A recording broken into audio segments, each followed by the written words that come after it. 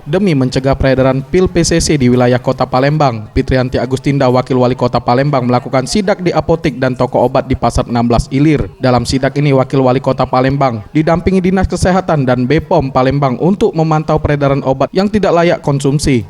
Menurut Fitrianti Agustinda, Wakil Wali Kota Palembang mengatakan dalam sidaknya ini tidak ditemukan peredaran pil PCC dan obat ilegal. Namun ia tetap menghimbau masyarakat untuk teliti dan mengamati obat yang akan dibeli untuk dikonsumsi dan melaporkan ke pihak terkait jika menemukan obat yang mencurigakan agar dapat ditindaklanjuti secepatnya. Hari ini saya datang ke sini melihat beberapa apotik di Kota Palembang untuk memastikan memang tidak adanya beredarnya PCC ya, seperti yang di luar Palembang.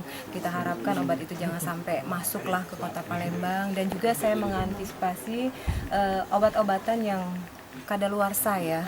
Jadi jangan sampai juga obat-obatan yang dijual itu sudah lewat dari kadaluarsa, karena manfaatnya tentu saja tidak ada, tapi malah penyakit baru akan timbul. Jadi saya menghimbau kepada seluruh apotik-apotik maupun yang terkait dengan medis ya untuk tidak menjual obat-obatan yang kadaluarsa, dan saya titip juga jangan sampai PCC itu bisa dijual ataupun masuk. Ia memastikan untuk wilayah Kota Palembang aman dari peredaran pil PCC dan mengajak pihak terkait yakni Dinas Kesehatan dan BPOM untuk selalu memantau peredaran obat di wilayah Palembang.